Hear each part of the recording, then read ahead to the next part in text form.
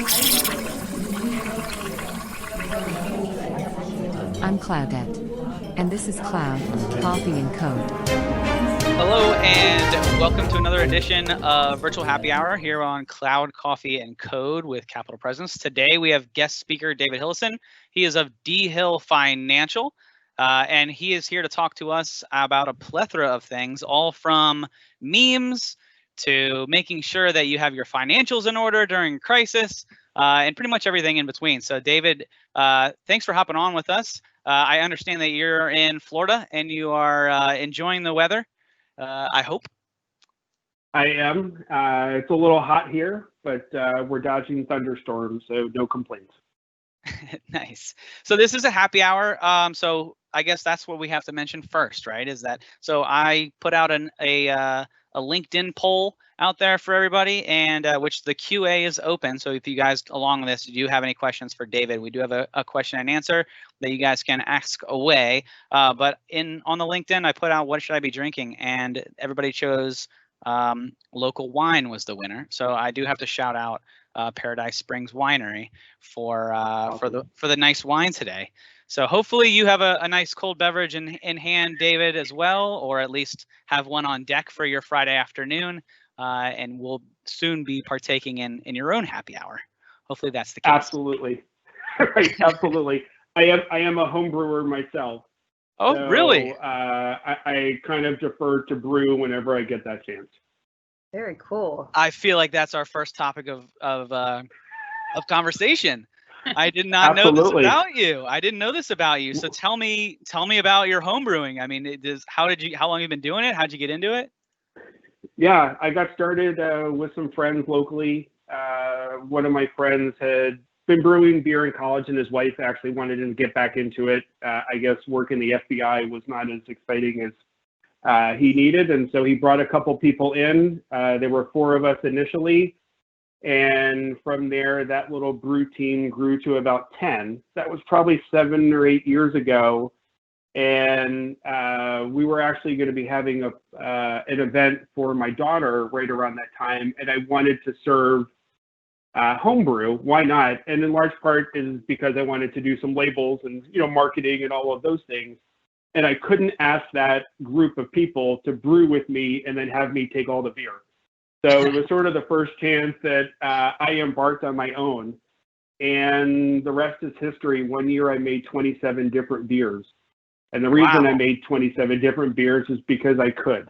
And every one of them was my own recipe. And it's been just a lot of fun. And it's, there's a great community even within the beer brewing world, and so it opens up some fun doors that typically end with beer. That's very cool. Now that you guys make all kinds of beers like IPAs, ambers, like what's your favorite? Yeah, no, it's a great question. When you've made 27 different beers and people say, "Hey, what's your favorite?" Typically, my answer is all of them. Right. And that, in fact, is true because if you know what it's supposed to taste like, then if it hits that flavor profile, there is nothing more satisfying to a beer artist, right? Like any artist, You're crafting something and all of a sudden it's turned out the way you want. But if I am going to order something, and Courtney, this is going to sound funny. If I'm going to order something right now, typically I like IPAs, but I'm in this little phase of my life where I actually like mixing an IPA and a sour. And so I'll say that to people, and you'll say, "What are you talking about?" It's still the flavor profiles that come together, and they just work. So, I don't get stuck in a box, right? The whole idea is sort of, if you imagine it, you can make it happen, and beer is just another area where that happens. Well, I guess the flavors are endless, right? Yeah. What's that? Yeah. The flavors are endless. Correct. But, like anything else, you want those things to be undertones, right? The real focus is on doing something that you enjoy. And so when it comes to flavors, I'm a big believer in those things should not dominate. Because like anything else, I want to make a beer that you want 3 to 4 of, not try 1 or 2 and say that was good. What else do you have? And I think that, that philosophy carries forward, right? In sort of recognizing that too much is too much. And, you're trying to hit that sweet spot, whether it's, how we talk about IT and, the cloud, or how we talk about insurance and the fundamentals and, financial readiness and all of that, it just requires some balance. And, have to get into this that's brewing. the fun part of this. What's that? So I'm going to have to get into this brewing thing. It sounds very interesting. Absolutely. It's a good way to spend an afternoon. I love beer. I've never tried. Yeah. I'll definitely have to try that. Very cool. So but David, I do like local wineries too. Yeah, well, who doesn't like a good winery or brewery, right? I'm flexible. There you go. So you mentioned a few things there, right? That all of which you're a master of transitions, as it seems. Where you mentioned a few things where that I just want to kind of touch on with that answer, right? Where you said having fun, right? Being creative, right. And then you mentioned about bringing this into other aspects of your life, right? So I wasn't going to open up with this question, but since it has presented itself, many might not know this about David. He's a great financial advisor and planner. He can help you with insurance and all that other stuff as a small business. But the way that you go about insurance and the financial field is very unique, and you use memes to present yourself. And so I think that's really, I think it's fun. I think it's thinking outside the box. So first, what drew you to utilizing memes as marketing? And did you do it in a way to distance yourself from the norm, or was it just kind of something you stumbled upon?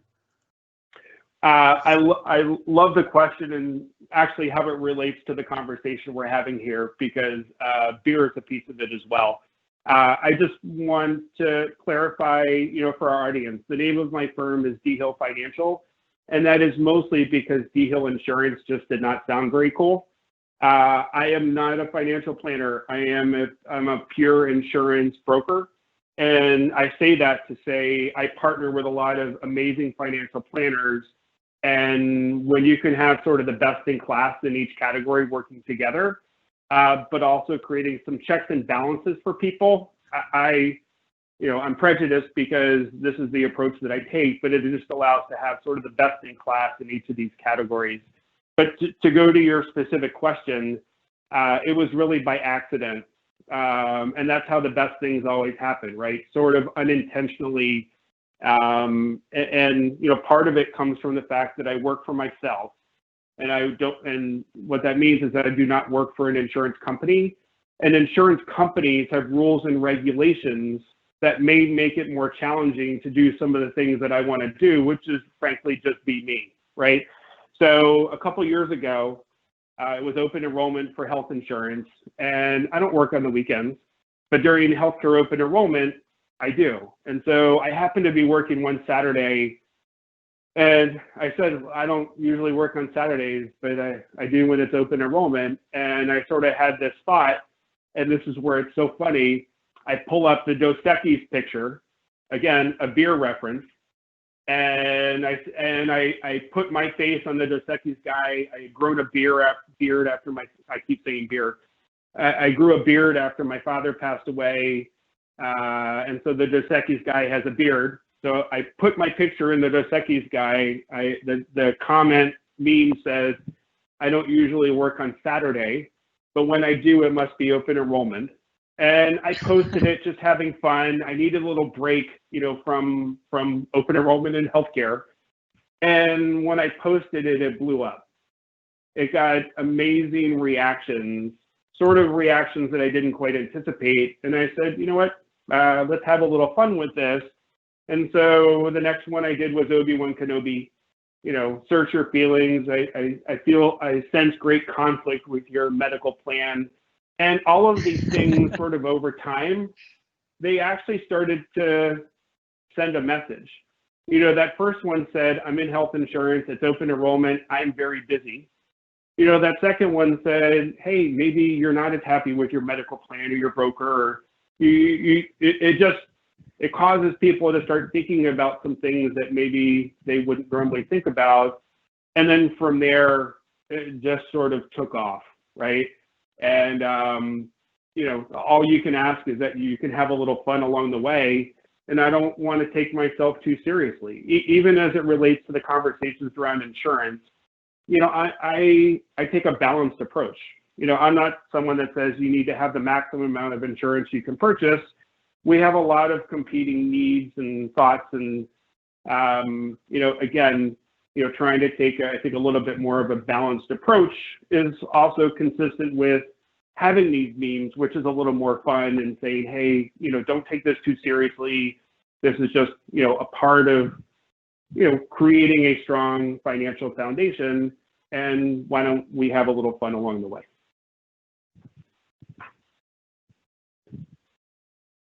So from there, it sort of takes on a life of its own.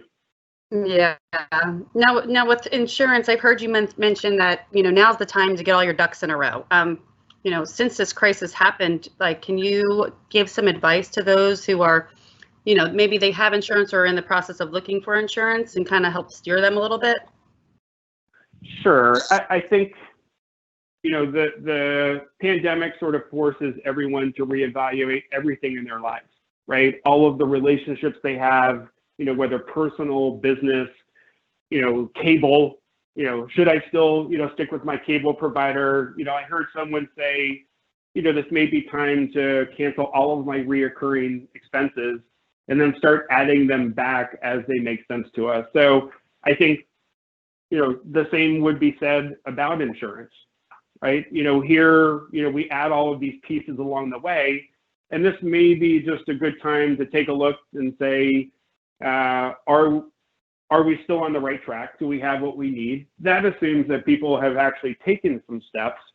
I'm also finding that conversations I've had over the last 3 months, 6 months, 2 years, that my email every day, I'm getting 3 to 4 inquiries from people to say, hey, I know I've been sitting on this for a while. I think I'm ready to go. And I will say that I believe it's a very important time to do that. Not for them personally, but more because I would anticipate major changes in the insurance industry, no different than what we're going to see. I mean, you see it, I'm sure, in your business as well, an expanded push towards, you know, cloud support, you know, Microsoft Teams, being able to collaborate in different ways. And so, you know, it's really sort of no different here. You know, if I don't have a strong foundation, then, you know, I'm really not heading in the right direction, or at least any direction, you know, to that extent. So I do believe that life insurance companies are going to have to evaluate whether they want to write larger policies, whether their pricing is still going to be, you know, intact.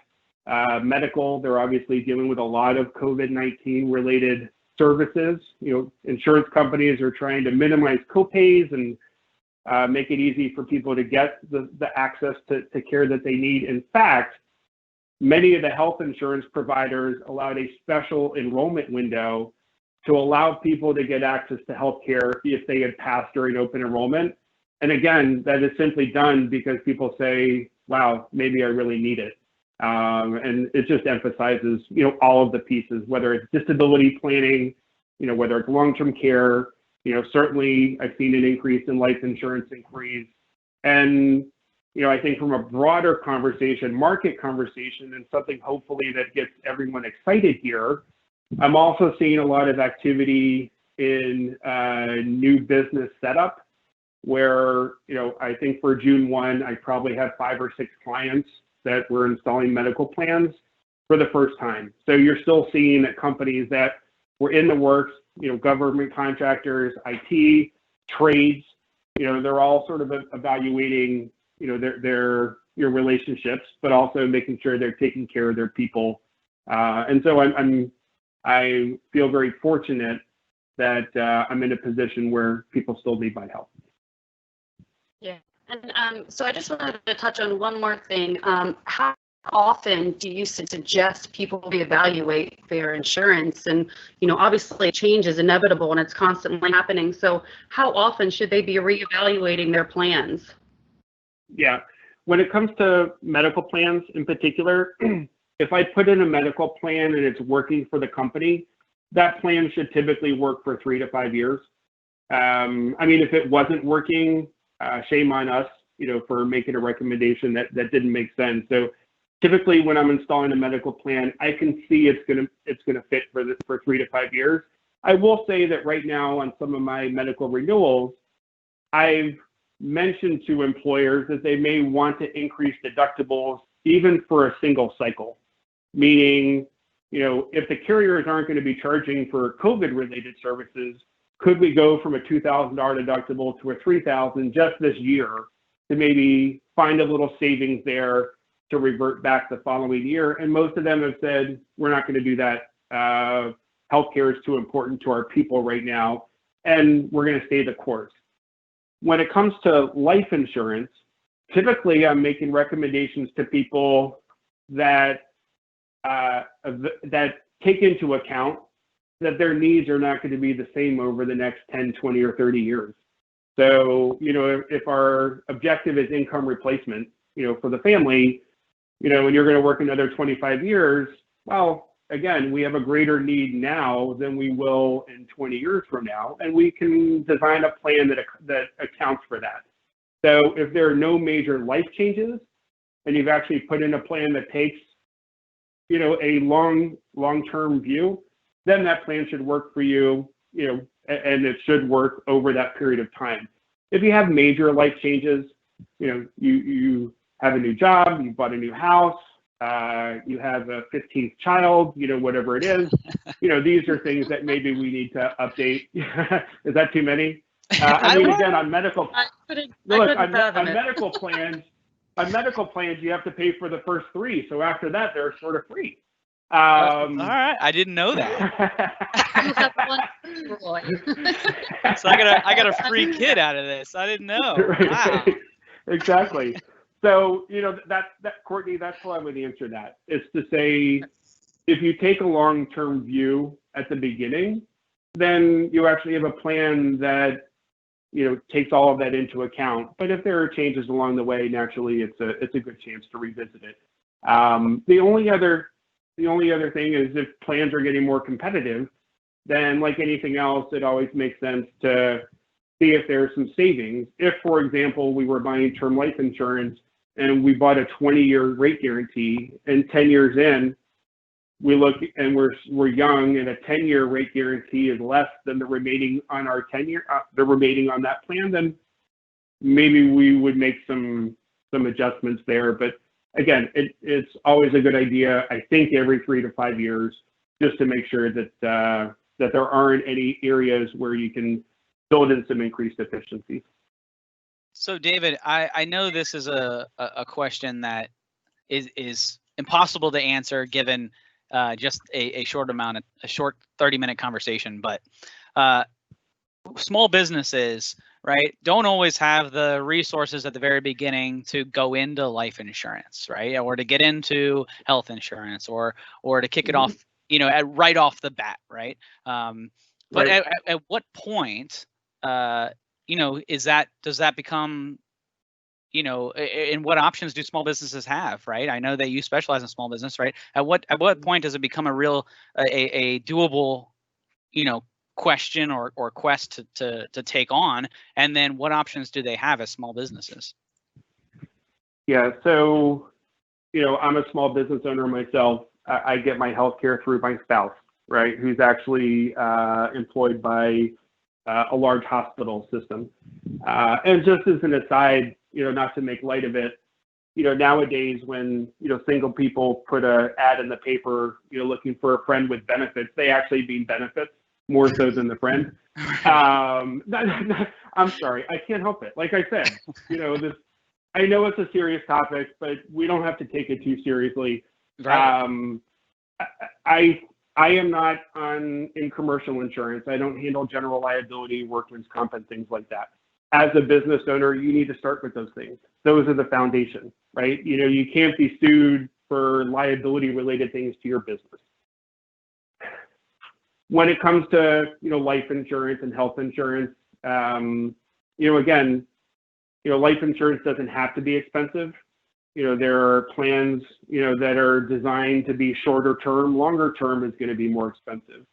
Even on the healthcare side, Again, we have to understand our needs, right? Do we need a plan that's going to provide, a lot of access, or do we need something that's going to handle more of a catastrophic? Even plans that include vehicles called health savings accounts, typically higher deductibles where you're paying the medical expenses first. Now you can actually put money in a health savings account and have that reducing your taxable income. So now you're seeing some tax savings, but you're also now being able to pay with you're paying medical expenses with pre-tax dollars. So for someone that may not have a lot of needs, having a higher deductible plan where you're able to set up an HSA and get some tax savings as part of that, that makes a lot of sense to me.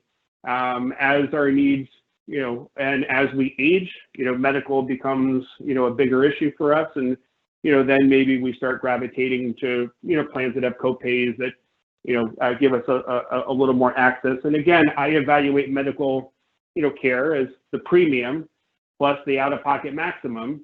And typically, you're going to find that if you were going to max out the plan, if you were going to use $200,000 of medical services in a year, you were going to be better off paying, for a lower deductible plan overall.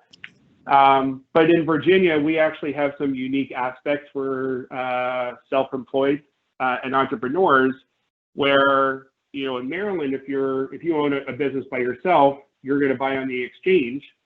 The government run healthcare.gov system. But in Virginia, as a self-employed, you can actually start looking at group plans.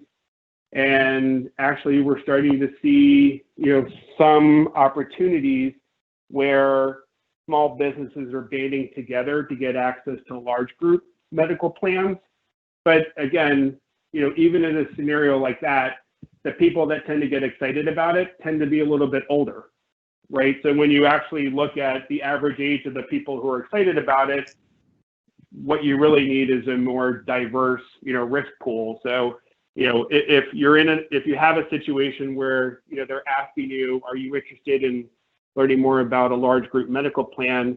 Always answer yes, because there's no downside, to being part of a larger risk pool and having more choices and options. So I think the point there is the market is trying to bring more solutions, but right now there are still plenty of ways to figure out, how to work within our means and our budget, and do these things systematically. We don't do everything all at once. There is value in adding benefits, even the perception for the team that we're continuing to find ways to help you. And then the last thing I will say is when it comes to life insurance, people think about it from the family perspective, but when you have a new business, you actually have a new baby, right? This is a new baby, and everyone there is really dependent upon you for their livelihood and success. So I think there is some importance in having some level of key man protection, so that if something happens to our senior people, that the business gets the influx of cash to be able to find someone new, with that replacement and continue to run the business going forward. So again, these are real conversations to have at different stages, as the business, gets established and starts to get up and running. Absolutely. All things that you should take into consideration. Small business doesn't mean that you're out of options, right? So that's an important conversation to be had. Just like the conversation of my wife. My wife always throws this at me every once in a while, and it came during crisis. I'm not either because of everything that's going on in COVID, or because she's secretly planning to murder me. So if I do end up dead shortly, then she did it.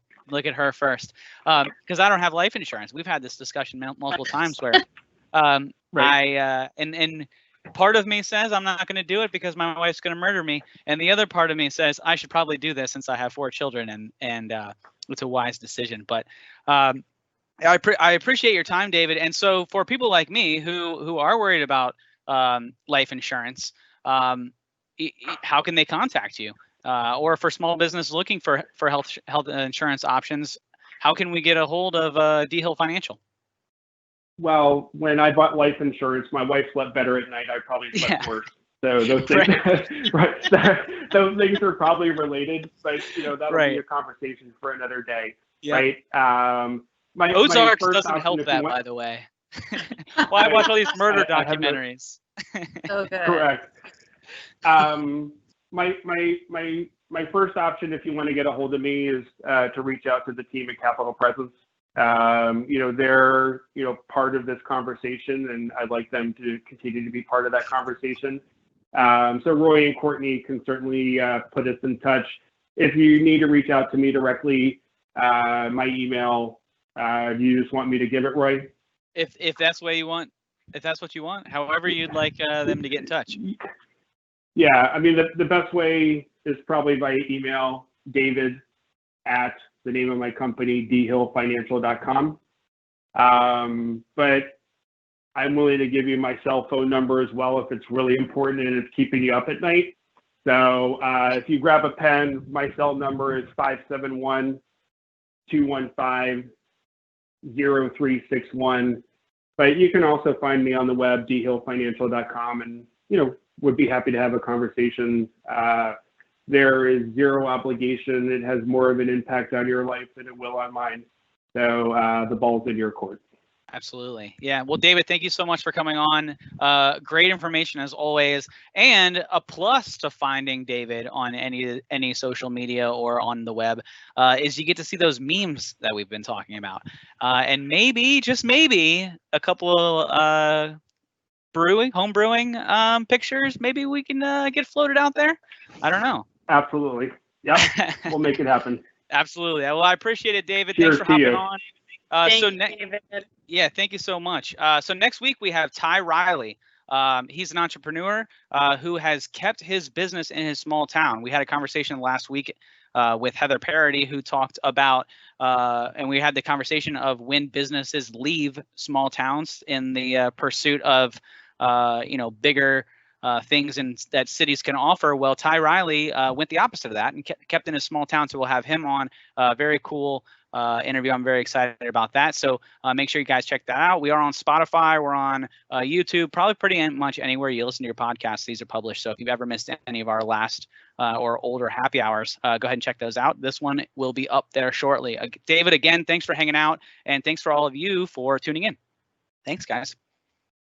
Cheers.